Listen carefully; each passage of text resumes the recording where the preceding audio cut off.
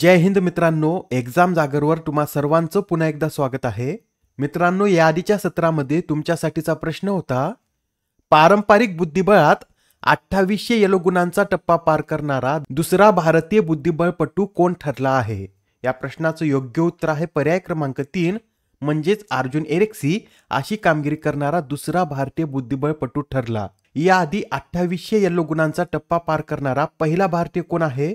तर विश्वनाथन आनंद असे करणारे पहिले भारतीय आहेत.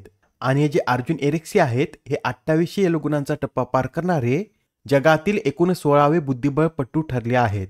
मित्रांनो, आजच्या सत्राचा पहिला प्रश्न पाहण्याआधी व्हिडिओला लाईक नक्की करा व हा व्हिडिओ आपल्या मित्रांसोबत सुद्धा शेअर करा. येणाऱ्या एक्झाम मध्ये त्यांना सुद्धा या व्हिडिओचा फायदा होईल. पहिला प्रश्न पहा, अलीकडेच कोणत्या अभयारण्याला भारतातील 57वा व्याघ्र प्रकल्प म्हणून अधिसूचित करण्यात आले? तर आता नुकतेच रातापानी व्याघ्र प्रकल्पाला भारतातील 57वा व्याघ्र प्रकल्प म्हणून अधिसूचित करण्यात आले.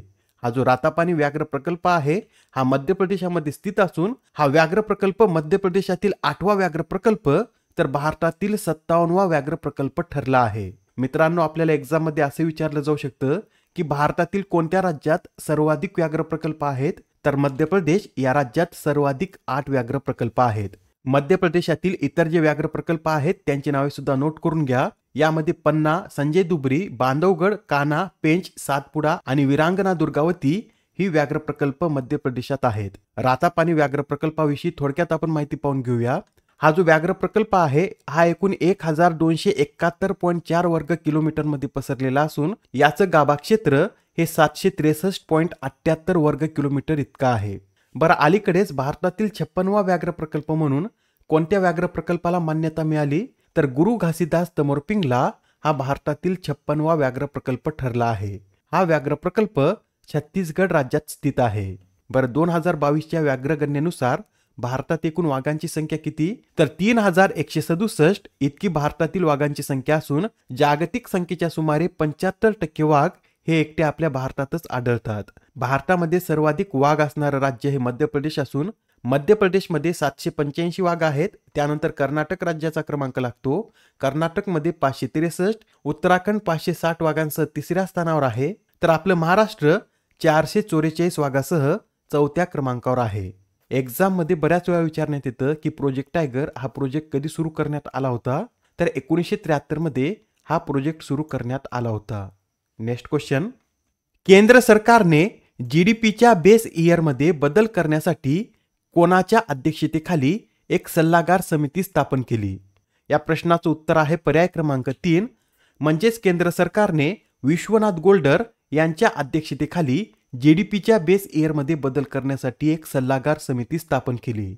या समितीमध्ये एकूण 26 सदस्य असून त्यात केंद्र व राज्य सरकारचे प्रतिनिधी, रिझर्व्ह बँक, तज्ज्ञ आणि संशोधकांचा समावेश आहे. सध्या जीडीपीचं बेस इयर काय आहे? तर 2011-12 हे सध्या जीडीपीचं बेस इयर असून त्यात बदल करून हे बेस इयर 2022-23 करण्यात येणार आहे. या समितीला यासाठी 2026 पर्यंतचा वेळ देण्यात आला. अत्यंत महत्त्वाचा प्रश्न आहे. येणाऱ्या एक्झाम मध्ये हमखास प्रश्न विचारण्यात येईल. तर लक्षात ठेवा, जीडीपीच्या बेस इयरमध्ये बदल करण्यासाठी विश्वनाथ गोल्डर यांच्या अध्यक्षतेखाली एक सल्लागार समिती स्थापन करण्यात आली. पुढील प्रश्न, तीनही नवीन फौजदारी कायद्यांची 100% अंमलबजावणी करणारी देशातील पहिली प्रातिनिधिक प्रशासकीय संस्था कोणती ठरली? तर आता या तीनही नवीन फौजदारी कायद्यांची 100% अंमलबजावणी करणारी चंदीगड ही देशातील पहिली प्रातिनिधिक प्रशासकीय संस्था ठरली आहे. मित्रांनो, या तीनही नवीन फौजदारी कायद्यांची अंमलबजावणी देशाला समर्पित करण्यासाठी 3 डिसेंबर रोजी चंदीगडमध्ये एक कार्यक्रम आयोजित करण्यात आला होता. त्यात ही माहिती देण्यात आली. या 3 नवीन फौजदारी कायद्याविषयी हे लक्षात ठेवा. या संबंधित जे विधेयक होतं ते लोकसभेत 20 डिसेंबर 2023 रोजी पारित झालं, राज्यसभेत 21 डिसेंबर 2023 तर राष्ट्रपतींनी या विधेयकाला 25 डिसेंबर 2023 रोजी मंजुरी दिली. हे 3 नवीन कायदे भारतात कधीपासून लागू झाले? तर 1 जुलै 2024 पासून हे 3 नवे कायदे भारतात लागू करण्यात आले. या 3 नवीन कायद्यांनी मागील कोणत्या कायद्यांची जागा घेतली हे सुद्धा लक्षात ठेवा. यामध्ये भारतीय दंड संहिता 1860 या कायद्याच्या जागी भारतीय न्यायसंहिता 2023, फौजदारी प्रक्रिया संहिता 1973च्या जागी भारतीय नागरी संरक्षण संहिता 2023 तर भारतीय पुरावा कायदा 1872 ची जागा भारतीय पुरावा विधेयक 2023 ने घेतली. हे जे 3 नवीन कायदे आहेत या अंतर्गत आता मॉब लिचिंग मध्ये फाशीच्या शिक्षेची तरतूद करण्यात आली असून हिट अँड रन प्रकरणात 10 वर्षांच्या शिक्षेची देखील यात तरतूद करण्यात आली. राजद्रोह कायदा रद्द करण्यात आला असून त्या जागी देशद्रोहाचा समावेश करण्यात आला व देशद्रोह करणाऱ्याला 7 वर्षापासून जन्मठेपेपर्यंत शिक्षा केली जाऊ शकते. यासच आता केवळ दोषी व्यक्तीलाच दयेचा अर्ज दाखल करण्याचा अधिकार देण्यात आला असून तसेच यापूर्वीची 15 दिवसांची पोलीस कोठडीची मर्यादा ही 90 दिवसापर्यंत वाढविण्यात आली आहे. Next question. मित्रांनो, अलीकडेच ब्रिटनच्या पार्लमेंटने दयामरणाच्या विधेयकाला मंजुरी दिली. तर कोणता देश हा दयामरणाला कायदेशीर परवानगी देणारा जगातील पहिला देश आहे?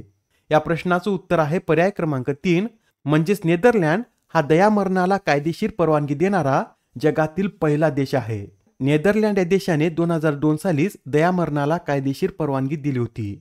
इतर देशाविषयी सांगायचं झालं तर कॅनडा, अमेरिका आणि ऑस्ट्रेलियातील काही राज्यात दयामरणाला कायदेशीर परवानगी आहे. आता हा प्रश्न पहा, यात काय विचारला आहे तर मुंबईची ओळख असलेल्या गेटवे ऑफ इंडियाला किती वर्षे पूर्ण झाली? मित्रांनो, गेटवे ऑफ इंडियाला आता 100 वर्षे पूर्ण झाली आहेत. हा जो गेटवे ऑफ इंडिया आहे याची निर्मिती ब्रिटिश सम्राटाच्या भारत भेटीच्या स्मरणार्थ करण्यात आली होती. याचं डिझाईन जॉर्ज विटेट यांनी केलं असून याचं बांधकाम 1920 मध्ये सुरू करण्यात आलं होतं व हे सर्वसामान्यांसाठी 4 डिसेंबर 1924 साली खुले करण्यात आलं. याची रचना बेसाल्ट पासून करण्यात आली असून हे 85 फूट उंच आहे. पुढील प्रश्न पहा. अलीकडे चर्चेत असलेल्या केंद्रीय कापूस तंत्रज्ञान संशोधन संस्थेची स्थापना कधी करण्यात आली?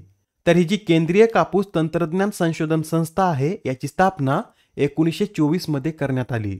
बरं, ही संस्था चर्चेमध्ये का आहे? तर या संस्थेला सुद्धा आता 100 वर्षे पूर्ण झाली आहेत.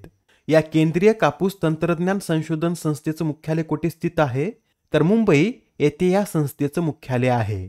नेक्स्ट क्वेश्चन पहा. कोणता देश हा सेक्स वर्कर्सना प्रसूती रजा, पेन्शन आणि आरोग्य विमा देणारा जगातील पहिला देश ठरला आहे? या प्रश्नाचं उत्तर आहे पर्याय क्रमांक 2 म्हणजेच बेल्जियम हा देश सेक्स वर्कर्सना प्रसूती रजा, पेन्शन आणि आरोग्य विमा देणारा जगातील पहिला देश ठरला आहे. अलीकडेच बेल्जियममध्ये एक कायदा पास करण्यात आला असून हा कायदा 1 डिसेंबर पासून लागू झाला आहे. या नवीन कायद्यानुसार लैंगिक कार्यकर्त्यांना लैंगिक भागीदारांना नकार देण्याचा किंवा मर्यादित लैंगिक क्रियाकल्प करण्याचा देखील अधिकार देण्यात आला. महत्त्वाचा प्रश्न आहे, लक्षात ठेवा. आणि आता हा प्रश्न पहा. अलीकडेच कोणत्या संस्थेने अदृश्य करणारे कापड तयार केले? तर आता अशा प्रकारचे कापड हे IIT कानपूरनं तयार केले व या वस्त्राला काय नाव देण्यात आलं तर अनालक्ष्य असं या वस्त्राला नाव देण्यात आलं. या वस्त्राची निर्मिती मटेरियल सरफेस क्लोकिंग सिस्टीम या तंत्रज्ञानावर आधारित असून या कपड्यामागे लपल्यास कोणत्याही प्रकारच्या इमेजिंग प्रक्रियेला मात देता येते. Next question. अलीकडेच मनमोहन यांची सर्वोच्च न्यायालयाचे न्यायाधीश म्हणून नियुक्ती करण्यात आली. तर ते कोणत्या उच्च न्यायालयाचे मुख्य न्यायाधीश होते? तर हे जे मनमोहन आहेत हे दिल्ली उच्च न्यायालयाचे मुख्य न्यायाधीश होते व आता त्यांना सर्वोच्च न्यायालयाचे न्यायाधीश बनवण्यात आलं. मनमोहन यांच्याविषयी काय माहिती नोट करून घ्या. 2003 रोजी त्यांची दिल्ली उच्च न्यायालयाने वरिष्ठ वकील म्हणून नियुक्ती केली होती. 2008 साली ते दिल्ली उच्च न्यायालयाचे न्यायमूर्ती बनले. तर 29 सप्टेंबर 2024 पासून ते दिल्ली उच्च न्यायालयाचे मुख्य न्यायाधीश म्हणून कार्यरत होते. ते आता सर्वोच्च न्यायालयात न्यायाधीश म्हणून कधीपर्यंत कार्यरत राहतील तर 16 डिसेंबर 2027 पर्यंत ते या पदावर कार्यरत राहतील. नेक्स्ट क्वेश्चन पहा. सिंधुदुर्गात शोधण्यात आलेल्या बेडकाच्या नवीन प्रजातीला काय नाव देण्यात आले? मित्रांनो, सिंधुदुर्गात बेडकाची एक नवीन प्रजाती शोधण्यात आली असून त्या प्रजातीला फ्रायनोडर्मा कोकणी असं नाव देण्यात आलं. काय नाव देण्यात आलं तर फ्रायनोडर्मा कोकणी असं त्या प्रजातीला नाव देण्यात आलं. आता हा प्रश्न पहा. भारत राष्ट्रीय सायबर अभ्यास कोठे आयोजित करण्यात आला? तर हा जो अभ्यास आहे याचं आयोजन दिल्लीमध्ये करण्यात आलं होतं व यामध्ये जवळपास 600 व्यक्तींना प्रशिक्षण देण्यात आलं. आजच्या सत्रामधील शेवटचा प्रश्न पहा. दरवर्षी जागतिक मृदा दिवस कधी साजरा केला जातो? तर हा जो जागतिक मृदा दिवस आहे हा दरवर्षी 5 डिसेंबर रोजी साजरा केला जातो व हा दिवस पहिल्यांदा कधी साजरा करण्यात आला होता तर 2014 मध्ये हा दिवस पहिल्यांदा साजरा करण्यात आला होता. यावेळेस या दिवसाची थीम सुद्धा नोट करून घ्या. Caring for soils miser monitor आणि मॅनेज अशी या वेळेसच्या दिवसाची थीम आहे. आजच्या सत्रामधील तुमच्यासाठीचा प्रश्न पहा. कोणत्या कंपनीने भारतातील पहिली ॲप आधारित जलवाहतूक सेवा सुरू केली? आता या प्रश्नाचं उत्तर कमेंटमध्ये देण्याचा प्रयत्न करा. उत्तर चुकलं तरी काय हरकत नाही, कारण ज्यावेळेस तुम्हाला या प्रश्नाचं योग्य उत्तर माहित होतं त्यावेळेस हा प्रश्न तुमच्या दीर्घकाळापर्यंत लक्षात राहतो. तर आता पुढच्या सत्रामध्ये पुन्हा भेटूया. धन्यवाद.